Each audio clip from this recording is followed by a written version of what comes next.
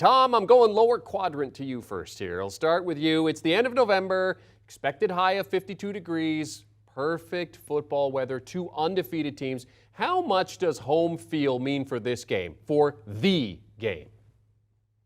I think it means quite a lot. We saw last season what it meant for Michigan to be playing the game at home in the snow against Ohio State. It helped them, end their losing streak to the Buckeyes. And I think that at Ohio Stadium for this one, it's going to mean plenty for the Buckeyes as well, especially with all the questions that we have about Michigan going into this game, in that Blake Corum left last week's win over Illinois with a knee injury of some kind. And while we don't know how serious it is, the fact that he was not able to play in the second half of a game in which Michigan was losing until the final seconds tells me that there is some serious concern about how bad it is and whether he's going to be able to play on it. And I think going on the road to Ohio State without the focal point of your offense, that's not great news for the Wolverines. But when I look at this game, I still think that Ohio State has question marks of its own on offense. It's been banged up at the running back spot. Michigan's defense is probably the best defense that it will have faced since the opener against Notre Dame. So I don't know if the Buckeyes are going to be all that successful moving the ball in this one. So for me, as I break this down, I think the under is the best play on the board. I don't think it's going to be very high scoring. And if it is a blowout, I feel like it'd be more of the 42-10 variety towards Ohio State's way. So everything I look at this game tells me it's going to be lower scoring than that total suggests.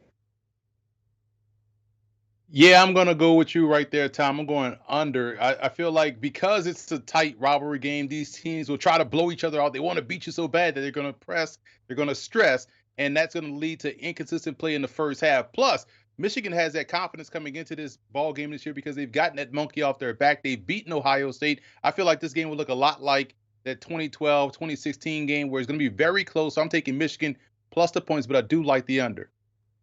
Yeah, I am on the under as well. A couple things really stand out to me. This is the best defense that Ohio State has faced since going up against Notre Dame in a game that had only put 21 points on the board when its offense was much healthier than it is at this current moment. Also, Michigan has its own scoring issues, not moving the ball, but scoring touchdowns. Because when Michigan gets into scoring opportunities and red zone opportunities and the like, they have not been able to get the ball into the end zone, and they've had to settle for a lot of Jake Moody field goals. We saw that against Illinois. They moved the ball great, but they couldn't get touchdowns. A Jake Moody field goal ends up helping Michigan get out of that game with still a 0 in the loss column. And so you start to add up those field goals, you subtract those 4 points from the total, and you start to see a final score that is not representative of how well these two teams move. I think that Ohio State, similarly, against the best defenses, has had trouble when it gets into scoring position. It's almost as if Ohio State is more dangerous from 50 yards out than they are from 10 yards out. And so with a lot of field goals in the future, I'm also taking the under. Yeah, the winner of this game, of course, into the Big Ten title game. The loser is going to need some help just to stay in the college football playoff. Do you want a sports network that delivers everything that matters about the game? The highlights, the picks, the instant analysis, no yelling, no fake debates, no politics.